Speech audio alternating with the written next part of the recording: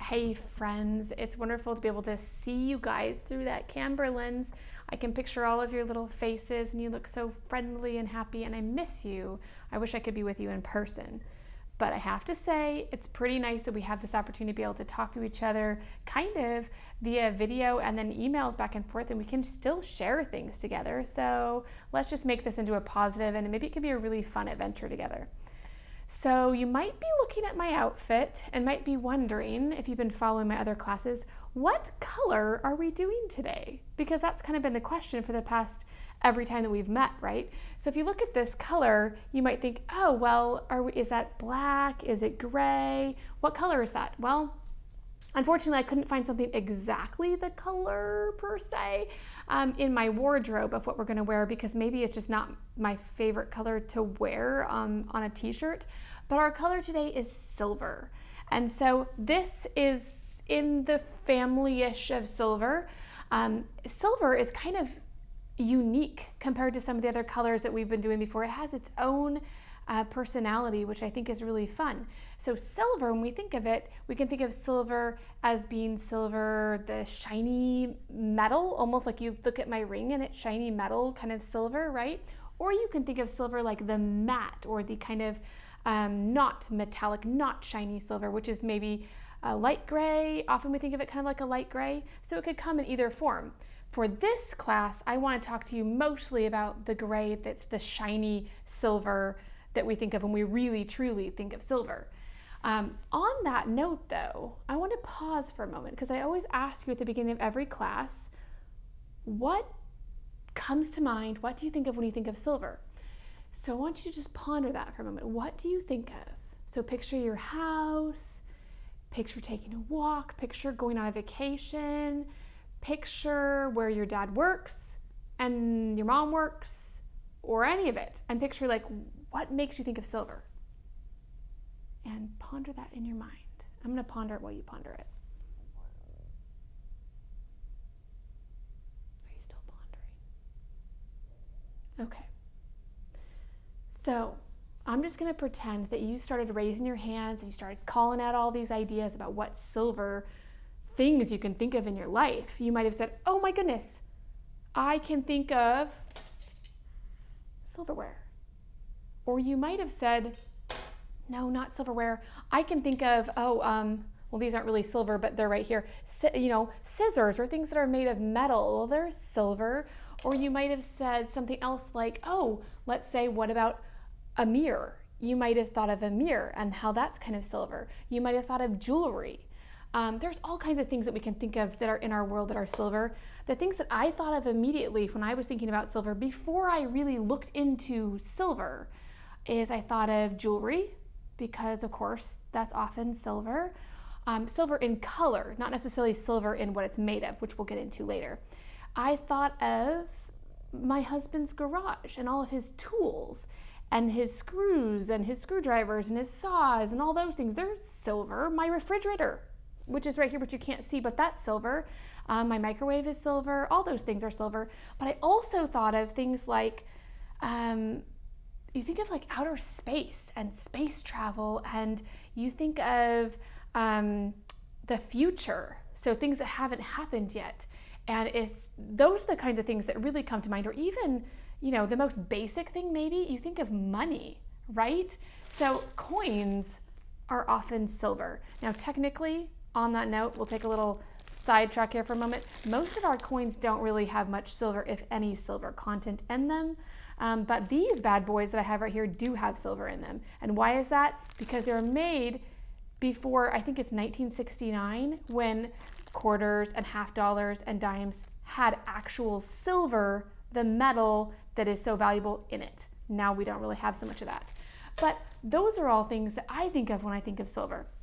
So now let's talk about silver for a moment in art, because there's silver in our world around us, which is important. We need to think about that.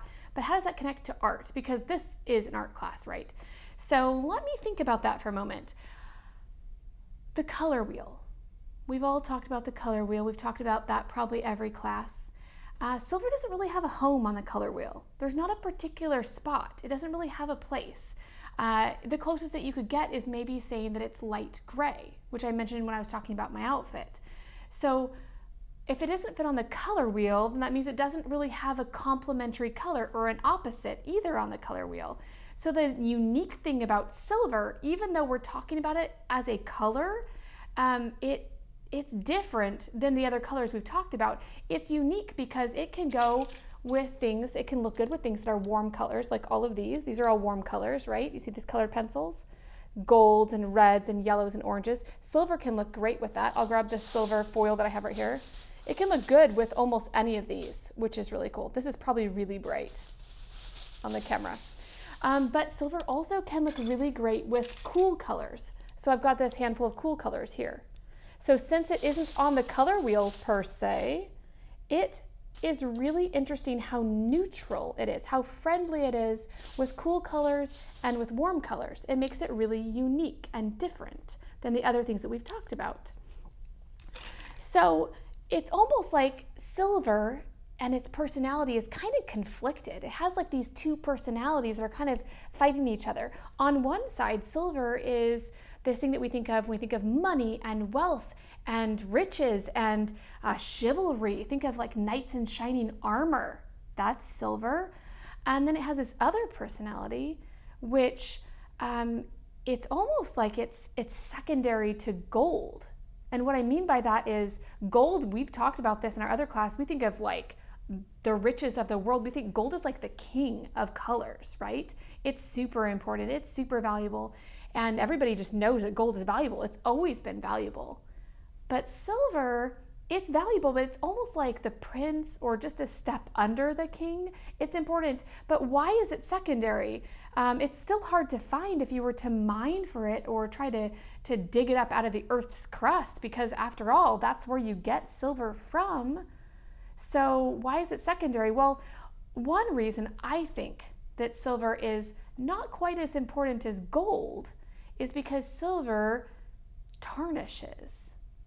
So if you have the real metal silver, then you'll know, just like with silverware at home, maybe your mom or your grandma or somebody actually has something that's silver, it tarnishes, which you probably can't see super well in the video, but it has like these darker marks that kind of form on this silver over time, and you actually have to polish it. That's called tarnishing. So when you polish it, it looks all beautiful and shiny and perfect, and as soon as the silver in it changes into a different form, which is called silver sulfide, then this black sort of film arises and you can see fingerprints, and it just isn't quite as beautiful until you polish it again. Gold doesn't do that. So it's kind of different in that way. And silver has been talked about like silver is like the moon and gold is kind of like the sun. And I think that that's a really good illustration. The moon has phases, or it waxes and it wanes. Your parents could tell you about that some. It changes, right? We don't see the moon with our eyes all day long. There's changes going on. We don't see the sun all day long, but the sun feels pretty constant, and the moon changes. We can see more of it or less of it. And like the moon, silver also changes. You have to polish it. It has a lifespan. It feels like it's more alive and almost more human, I think, in a sense, than gold. So it's secondary almost in a sense to gold, but they're both really valuable.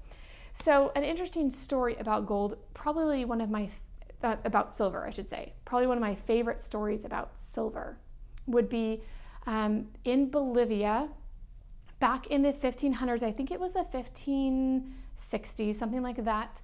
There was a farmer, and he had a llama that I guess had gone missing, and he was in the Andes mountains there, and he went out at night looking for his llama because that's part of his livelihood. It was important. He couldn't lose this animal. And when he went out to look for it, it became nighttime. He was still looking for it. So he built a fire on this mountain. Now, mind you, this particular mountain, which is called Cerro Rico, I don't know if I'm pronouncing that right. I don't speak Spanish. That particular mountain is not important in its size. So if you picture this, there's this farmer at night who's in these Andes mountains, but it's one of the smaller peaks, one of the smaller mountains in the Andes. He's just a farmer looking for his llama. And then he builds this fire, and he sits down by his fire waiting till there's going to be some more daylight and he can really hopefully find this animal. And he starts noticing that the ground beneath the fire starts oozing silver, like the real silver metal from the earth. And the rest is kind of history. It's almost like this, it's this legendary story, but from all we can tell, it's a true story. This poor farmer discovered that this mountain was the pinnacle of wealth of silver for the whole world. It's where the silver comes from. You can find silver in other places in the world, but this mountain is like the king of silver mountains. And from that point forward, as soon as he found it, discovered that mountain has been mined for silver from that time in the 1500s all the way till now, constantly, to the point where that particular mountain has networks or holes, almost like worm tunnels that go through it, where all this mining happened. It was so heavily mined that now there's concern that the whole mountain will likely collapse because it has so many holes in it that it just isn't sound anymore. It can fall, it can collapse. But when this mountain was discovered, it made riches for the people that were the Spanish empire back then in the 16th to 18th century, when they were really taking these silver hoards and using them to their advantage. The Spanish empire took it, and they had like something like 150,000 tons of silver that they gathered from that mountain in that particular span of years, and they won wars because of it, and they did amazing things because of it. But the mountain, in a sense, did suffer. But it's this crazy thing that some poor man who just is out there on this regular looking mountain discovers something that's so overwhelming and amazing and really changed the course of history in a lot of ways. Absolutely fascinating. So that part is the long ago history of silver. I'm going to tell you 2 or 3 things about history of silver that's a little bit more recent than that. And then we're going to dive right into what our project is, because that's why you're here, right? To learn about silver, but also to do your little project. So silver, long time ago, of course, people made beautiful jewelry out of it, made coins out of it, just like they do now. But the 1960s, which I wasn't alive then, guys. You might think I was, but I wasn't. Was a really important time for the color silver. And why is that? It's because of the mission to the moon. It's because of this what we call the space age, or the atomic age, when there's all this excitement about space travel. So going to the moon, going to explore new places. It's not just about the Earth anymore, it's about other places. And out of necessity, because the people who were doing these space missions had to utilize or use the color silver, the metal silver, or things that were silver, like aluminum and other metals that were silver in look, to actually accomplish their mission, because it was helpful, because it is the most it has the highest electrical conductivity. That's a hard word to say. Electrical conductivity. It conducts electricity really, really well, better than any other metal. And it's the highest thermal or heat-related conductivity of any metal. And because it's the most reflective of any metal, it was perfect for using it for space travel. So they made outfits out of it. If you look up, or I'll probably put a little picture in here of the Mercury 7 team of astronauts, their suits are all silver. They're zipped up in their little silver suits. And it's not just because that looks cool, there was actually a function or a purpose behind having them silver.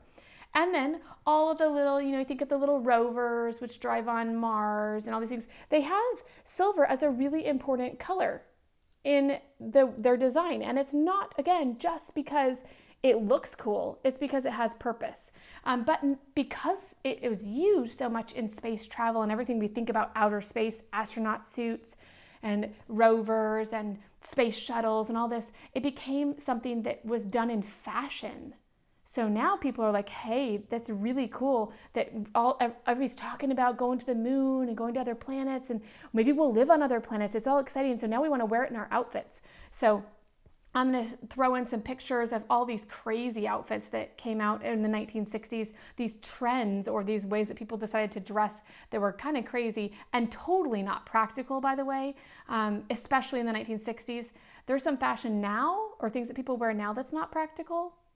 You probably can think of some things, but back then it was popular among fashion designers to make fashion that was just weird. Like they would literally make an outfit out of tin foil, and it was popular. Tinfoil dresses. That is not practical to have a dress out of tin foil. It's just gonna rip, right? It's gonna and it crinkles like everywhere you walk. Can you imagine that? It'd be just ridiculous. But there were these popular fashion designers who made outfits out of tin foil, and they also made them out of chainmail, which is the same stuff that knights wore their fancy suits of armor out of. And they made this new version of it in the 1960s, where people would wear these crazy outfits which were not comfortable, and they thought that it was cool because it was all about space travel and the future and what's going to happen. So there's this whole really interesting side of silver in that way. But I also think that it's really interesting to just take note that silver has this other side which is almost magical and mystical. I mentioned something about the moon earlier, and that kind of ties into it a little bit. But silver is something that is used in natural medicine remedies. What I mean by that is that if you go to a doctor that likes to use natural things like plants or herbs or minerals and things that come straight from the earth to help heal your body, then you might be able to very easily ask them for something called colloidal silver.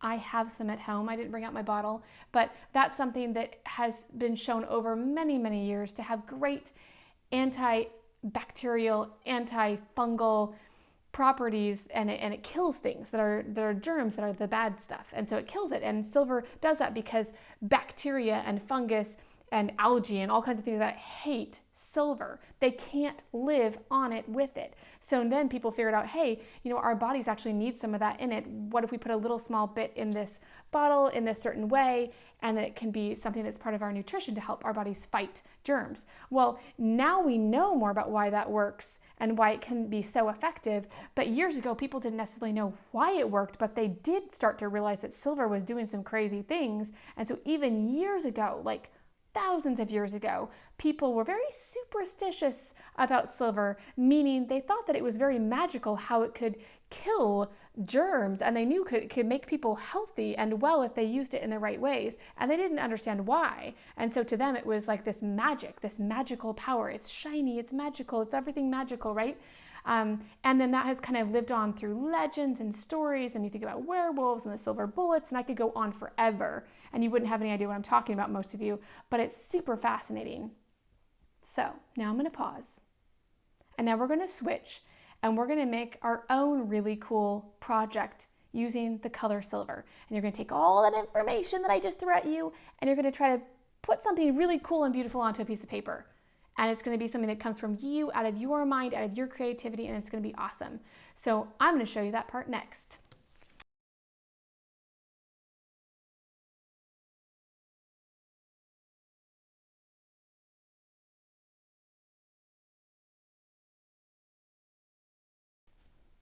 Okay guys, so you're going to want to find your paper for our project, and the paper should say week 1 silver on it. And it of course has a person on it. That's the easiest way to tell.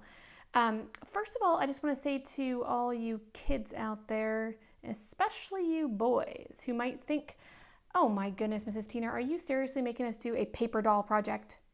Don't stress, that is not what this is, okay? And for you girls who want to, or boys, okay, that would love it to be a paper doll project, then you can certainly turn it into that. But that's not what this is. This is just a great way to learn how to draw a face and to create something really cool with silver. So I wanted to start out by having you actually draw a face on your character, and you can see the steps at the top of the paper. You can easily follow along these steps. But the first thing I like to do is draw a face, draw a line, I should say, down the middle of my face on my person that's here. And I like to use a pencil, and don't draw dark, because all these lines that we put on here at first, we want to be able to erase them. So step 1 is draw a line straight down the middle. This head is kind of at an angle, so I'm going to make my line kind of at an angle instead of straight, okay? So I'm going to do my line at an angle. It's pretty light. Again, like I said, I want to be able to erase this when I'm done. And then if you move on to the next one, I guess I have 2 kind of like that. So here's the first one, make sure you do it right. Here's the second one, double check you did it right. And that was a mistake. And then the next, we want to do some lines that kind of divide down the face. So really the next one is do the line that divides smack dab in the middle to make this look like a bullseye, right? Or like a big plus sign to the face. And that's going to sit right here, right across the top of the ears. So that's going to be at an angle. So I'm putting my pencil here, as you can see, it's at an angle. And this is kind of an angle because this person's head is tilted slightly, okay? It looks like a big plus sign through the face. And then below, there's another line. So 2 lines like this. This line here is going to sit in between this line that we just made that goes across and the chin, and it's going to divide the face in half. And why are we doing this? Because this is going to help us to place or set our eyes, our nose, our mouth, and so on, just right on the face. So this is important to practice. Once you understand this, you can draw faces without the lines, okay? I think it's just a great thing to practice, even for adults. So I'm going to make a line across the very top for the next one. This line is going to give us an idea of maybe where to put the hairline.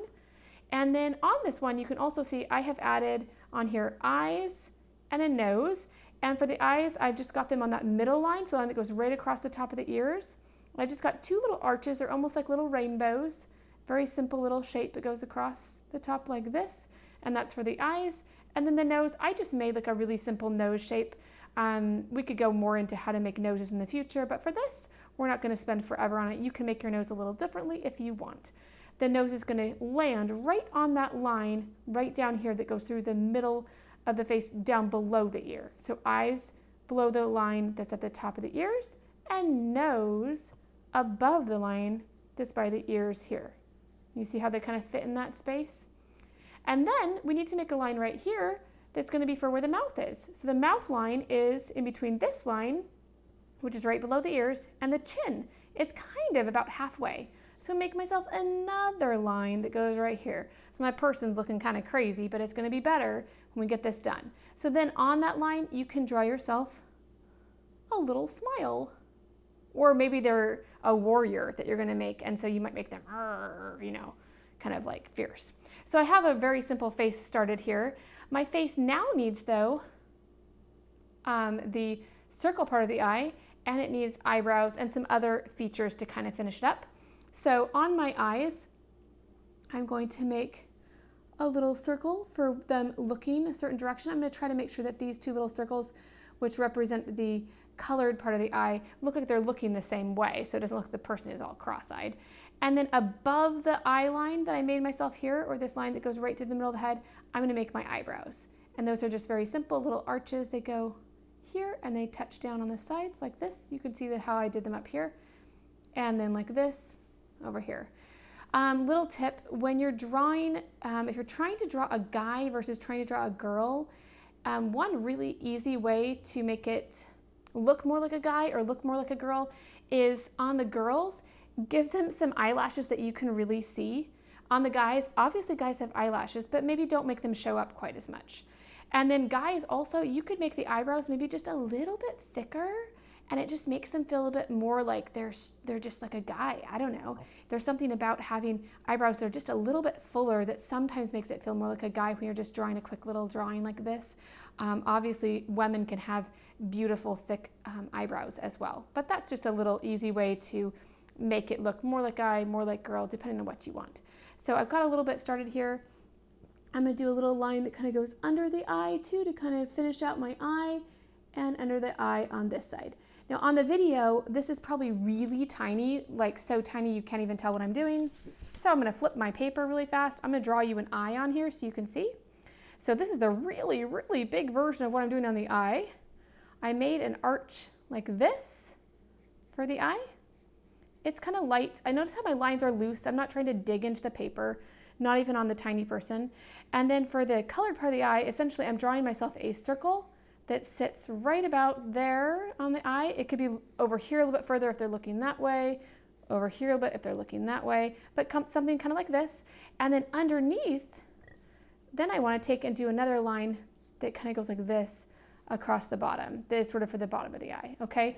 Now on your little bitty person, you can't do a lot more detail than that. But if you wanted to make it more like a, you know, look more like maybe a girl, maybe you would make eyelashes that are more obvious. And so you could take your pencil and make eyelashes or things like that to kind of make your eye more personable or more the way that you want. You could also put a pupil inside of it or the black part. and you could color it in. So we can go into more detail on eyes in the future or noses in the future because this is just a really simple eye, nothing fancy, but this is a really tiny eye, so you certainly can't do anything too fancy on it. So after I have my eyes on, I have a nose, I have a mouth, and now I want to erase out my extra lines. So I don't want all these lines running through the person's face. You could, before you erase, you could trace the eyes and the nose and the mouth and everything with a pen, which is maybe what I'll do, because that way they don't disappear very easily. Plus, I like them in black. So I just have like a sharp black pen. You guys might not have this at home, but if you do, this is an easy way to make sure that nothing's going to disappear on you. So I'm doing my little arch. I've got my little eyes. I've got my little nose. I've got my person kind of smiling. Now that that's on there, of course, then it's easy to just run your eraser on top. So 2 different ways to do it, but now my person has a face, voila. So that person is there. Okay, so let's just do our next little step. This part is all the way that you want to do it, okay? I want to give this person hair because I think they look kind of goofy without it. So I'm just gonna say this is a guy, and I'm just gonna give him, ooh, he's got kind of like that mohawk. I guess there's kind of like a mohawk on him. I'm kind of doing something like that a little bit. Is that what they call that?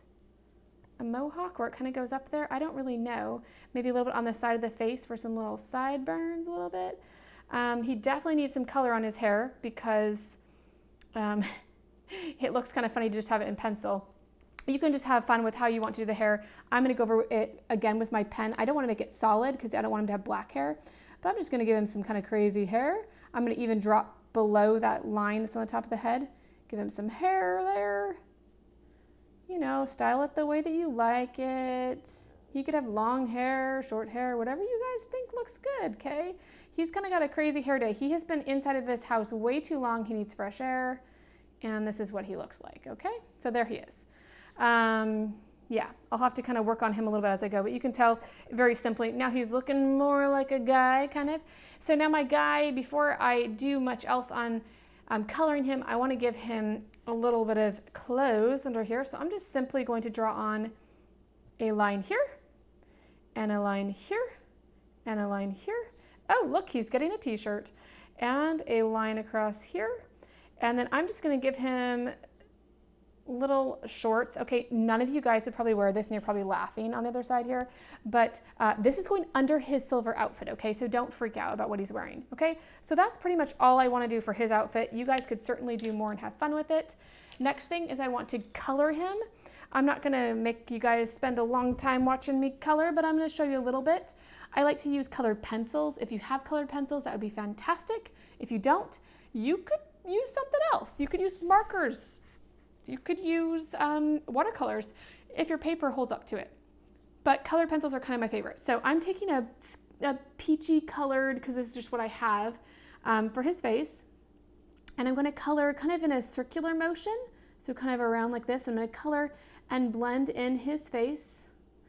Since I did his face with the black marker, I can go right on top of my lines and nothing's going to happen to them. I'm going to stay outside of the eye so I don't get this color inside of his eye. I'm going to do his neck, scoot down here and do his arms. I'm still doing that circular motion like this. I'm just going fast, by the way, guys. I'm doing like long circles. I'm staying within my lines. There he is, like this. We're getting him ready for a tinfoil outfit, by the way. So this is going to be a lot of fun. We're kind of prepping this guy for some really cool fashion. All right, so I'm going to color in his legs. If you want to put shoes on him or socks on him or something else, you certainly don't have to do it exactly like I'm doing. This is just a sample. Do it your way. So there he is. Now, if you wanted to add some other color to his skin, you could blend something else in. I don't have a lot of options right here in front of me, but let's see, you know, if you have certain browns, I mean, this brown is like possible. You could probably take and make his skin look a little tanner, run some brown on it. You know, you can kind of have some fun with blending colors. I didn't bring a lot of pencils up to this little demo table here, so bear with me. Just have fun kind of blending your colors and making something that you think looks like a good color for skin. So whatever you want that to be, this brown is not coloring super well. Okay, so we got a little bit of brown on him. Now I want to take him, give him a little bit of rosiness in his cheeks, just a tiny bit here, a little tiny bit here, just so he looks more cheerful and more alive. Maybe a tiny bit on his forehead, a tiny bit on his nose, a little bit on his elbows and his hands, those areas that kind of get a little bit more pinkish, just lightly, so it looks like he's a little bit more alive here. A little bit on his knees and feet. And then I want to give his hair some color, so let's see, what do I have for hair color? I guess I have brown here. So I got a brown color pencil. I'm going to run it through his hair. I'm going to match his eyebrows to his hair, like this. You can kind of see how he's starting to come to life a little bit. Something like that, right? And then of course you could color in his actual eyeballs. I don't think I have any sharp pencil here that is great for coloring his eyes, but you could certainly do that. Okay, so the next step is we have to give this person a name. What name shall I give you? I'm going to make this up right on the spot here. So let's see. What name shall I give him? He looks like Astro.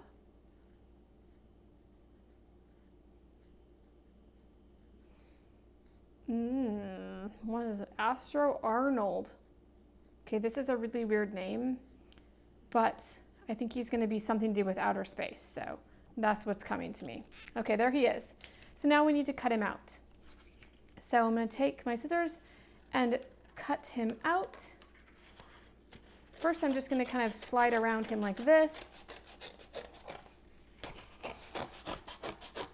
just so I get him out like this. And then I need to cut him out a little bit more carefully, because we need to make him an outfit out of silver, and we cannot do that very well if we have a bunch of extra paper there.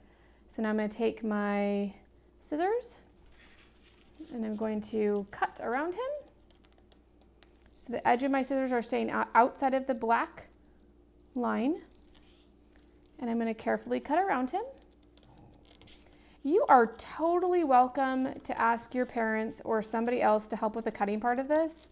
The cutting is not super easy. If you're confident and you're like, no, I can do this, then go for it. But there is absolutely nothing wrong with asking for a little assistance going around these little bitty cuts.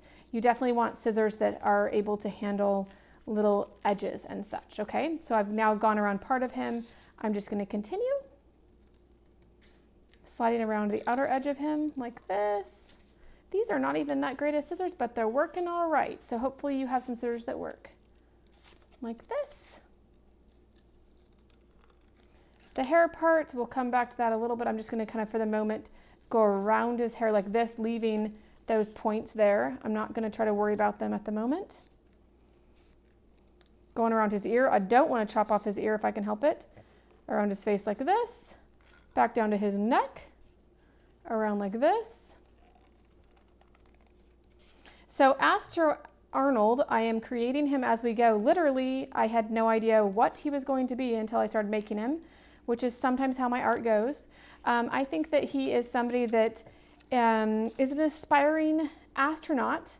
He wants to do something at NASA someday, and so he has designed himself an outfit that he thinks would be really functional and fashionable to wear as an astronaut, and he's hoping to present this outfit to a panel of astronauts when he goes and visits NASA at the space program that they have, the little summer camp that they have for kids. So this is Astro Arnold, and he hopes to be an astronaut someday. So he's keeping himself really fit. You see these little triangles in here and here. This part is the most tricky probably to cut out. So if you've done all the rest and you're like, you can ask for help on those, okay? I like to take and bend the arm back like this. Yes, you're folding your person a little bit, and actually snip a little bit to make a little cut right in that space. Here, slide my scissors in, and then, I hopefully can get in here and without tearing him apart. Again, these are not awesome scissors, but hopefully I can snip around and cut out this little space, because I can't very well make him an outfit that looks like an Astro Arnold outfit if I cannot get stuff around his body, and I cannot do that with these triangles in here. They kind of keep his body separate. So I need to make sure I cut them out. So I am cutting them out and hopefully not cutting off his arm in the process. Okay, so I've got one almost out here. Boy, definitely get help with this if you need to. Snip. Okay, I did it. Ah, one arm down. Okay, and the other arm, and then we're going right into the making of the outfit. Okay, so I pinch it back like this. I'm taking my scissors and just snipping just enough. I'm not cutting through his arm, just a teeny tiny cut like this. And then I slip my scissors in, and now I can get and cut around this. I think the tip is not very sharp, and that is the problem. Boy, it is not sharp at all. Boy. Okay, so the other thing you can do is you can cut like this around his hand and go up. We're gonna get this done, you guys. No matter what, Astor Arnold is gonna go to that meeting and he's gonna share his really awesome outfit. So we are not going to let a little bit of paper triangle come between him and a really important meeting about his future. Okay, there we go, done with those scissors. I think those need to be just saved for Christmas wrapping paper because they do not work well on this. Okay, so there he is. Next thing you need to do is we need to get some tin foil, which I have some right here. Hopefully you have some tin foil at home. Most of us do, and some of you I sent it with your packet, and other ones I did not, but hopefully you all have it at home.